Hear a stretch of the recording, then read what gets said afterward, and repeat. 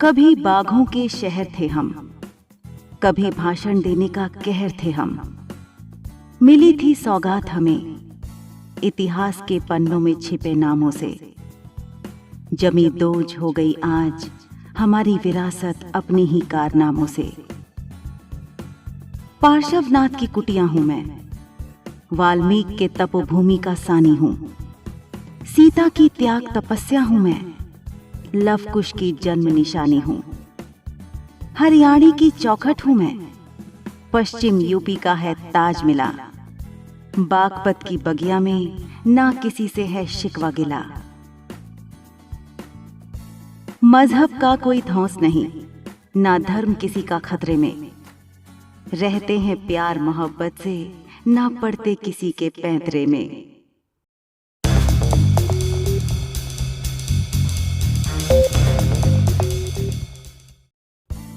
आइए हम लोग बागपत की बगिया के ऐतिहासिक फूलों की महक को बिखेरते हुए इस जिले की संपूर्ण विरासत को जानने का प्रयास करेंगे। तो चलिए हम बात करते हैं बागपत की। हिंदू पौराणिक कथाओं के अनुसार इस नगर की स्थापना महाभारत काल में पांडवों ने की थी। बाघों की आबादी होने के कारण इस स्थान को व्याघ्रप्रस्थ अर्थात बाघों का नगर कहा जाता था। जिले के नामकरण के बारे में दूसरी परिकल्पना यह भी है कि इसकी उत्पत्ति संस्कृत के शब्द वाक्यप्रस्थ से हुई है, जिसका अर्थ है भाषण देने का शहर। लेकिन मुगल काल से इस शहर को बागपत के नाम से जाना जाने लगा। बागपत भारत के उत्तर प्रदेश राज्य में स्थित एक जिला है। यह जिला राष्ट्रीय राजधानी क्षेत्र दिल्ली के अंतर्गत आता है। उत्तर प्रदेश के पश्चिमी भाग में आने वाला यह जिला मेरठ मंडल के क्षेत्राधिकार का भी हिस्सा है। बागपत शहर जिले का प्रशासनिक मुख्यालय है। यह जिला महाभारत में वर्णित लाक्षागृह, प्राचीनपुरा महादेव मंदिर तथा बड़ा गांव में स्थित दिगंबर जैन मंदिर के लिए प्रसिद्ध है। साथ ही यह जिला गन्ने की खेती, चीनी उद्योग, रिम, धूरा और कृषि उपकरणों के उत्पाद के लिए भी अपनी पहचान बनाए हुए है। भौगोलिक दृष्टिकोण से जिले की सीमा हरियाणा से लगती है। यह जिला उत्तर प्रदेश के कुल 6 जिलों से घिरा हुआ है, जिसकी सीमा उत्तर में मुजफ्फरनगर और शामली जिले से और दक्षिण में गाजियाबाद जिला से लगती है। तो इसके पूरब में मेरठ जिला और पश्चिम में हरियाणा का सोनीपत और पानीपत जिला स्थित है। बागपत शहर समुद्र तल से लगभग 253 मीटर, यूं कहें तो 830 फीट की औसत ऊंचाई पर अवस्थित है। जिले का भौगोलिक क्षेत्रफल 1321 वर्ग किलोमीटर है। जिले की प्रमुख नदियां क्रमशः यमुना, हिंडन और कृष्णा है, जबकि बागपत यमुना नदी के पूर्वी किनारे पर स्थित है। यह जिला यमुना और हिंडन नदी के दोआब में फैला हुआ है। यमुना नदी जिले के पश्चिमी सीमा का निर्धारण करती है और इसे हरियाणा से अलग करती है, तो वहीं हिंडन नदी जिले के पूर्वी सीमा का निर्माण करते हुए इसे मेरठ जिले से अलग करती है। इस जिले की अर्थव्यवस्था मुख्यतः कृषि, पशुपालन, मछली पालन, वन, उद्योग और व्यवसाय पर आधारित है। जिले की अर्थव्यवस्था मुख्य रूप से कृषि पर निर्भर है। जिले में रबी, खरीफ और जायद फसलों की खेती होती है। जिले में बोई जाने वाली प्रमुख फसल है गेहूं, धान, मक्का, बार्ली, दलहन, तिलहन, कपास, तंबाकू, आलू, गन्ना, फल और सब्जियां हैं। जिले की ग्रामीण अर्थव्यवस्था में पशुपालन का महत्वपूर्ण स्थान होने के कारण जिले के प्रमुख पशुधन गाय, भैंस, बैल, भेड़, बकरी, सूअर और पोल्ट्री है, जबकि जिले की नदियों और जलाशयों से मछली का उत्पादन किया जाता है। लेकिन जिले में मत्स्य पालन कृषि की तुलना में ज्यादा लाभप्रद नहीं है। यहाँ पाए जाने वाले महत्वपूर्ण पेड़ शीशम, आम, नीलगिरी, यूकेलिप्टस, अमरूद और बबूल हैं, जिसकी लकड़ियों से काष्ठ उद्योग द्वारा निर्मित सामानों को तैयार किया जाता है। जिले में महत्वपूर्ण खनिजों का अभाव है। यह जिला चीनी उद्योग के लिए भी प्रसिद्ध है, जबकि बड़ौद शहर कृषि उपकरणों के उत्पादन के लिए अपनी प्रसिद्धि को बनाए हुए है। जिले में स्थित अन्य उद्योगों में हस्तशिल्प और हथकरघा उद्योग, इंजीनियरिंग उद्योग, ईंट उद्योग, मशीनरी उद्योग और खांडसारी उद्योग का भी बोलबाला है, जिसके निर्यात से जिले को विदेशी डॉलर की प्राप्ति होती है और साथ ही साथ जिले में उगाए जाने वाले फलों और सब्जियों को मेरठ और दिल्ली की मंडियों में निर्यात किया जाता है। जबकि जिले में आयात किए जाने वाले प्रमुख पदार्थों में पेट्रोलियम, दवाई, नमक, रेडीमेड गारमेंट, उर्वरक और रोजमर्रा के सामान मुख्य हैं।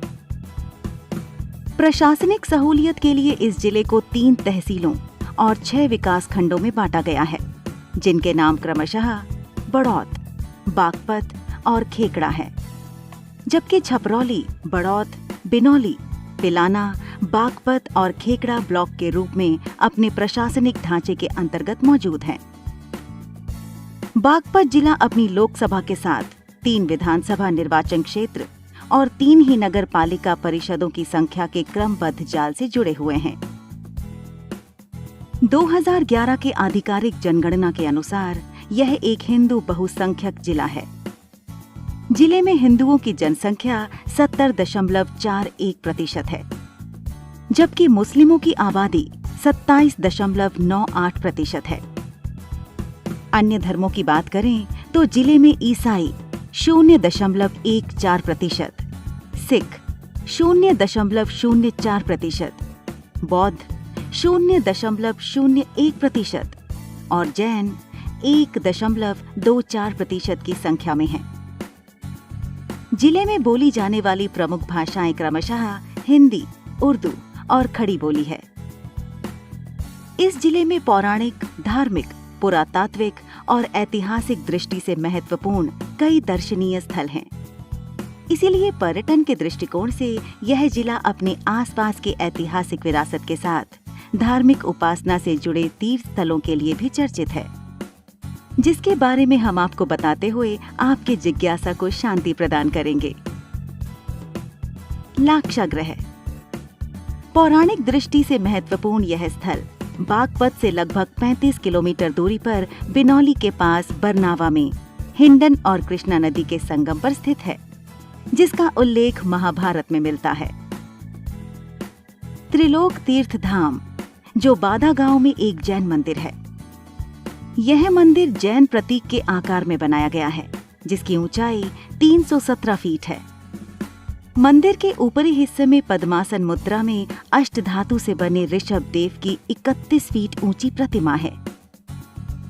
इस मंदिर में एक ध्यान केंद्र, संवर्ण, नंदीश्वर छलनी, त्रिचल चौबीसी, मेरू मंदिर, लोटस मंदिर, पार्श्वनाथ मंदिर, जाम्बुद्वीप शामिल हैं।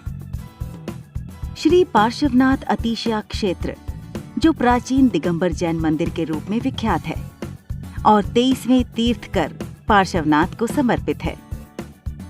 इस मंदिर में एक सफेद संगमरमर की मूर्ति है, जो मंदिर के अंदर से बरामद किया गया था।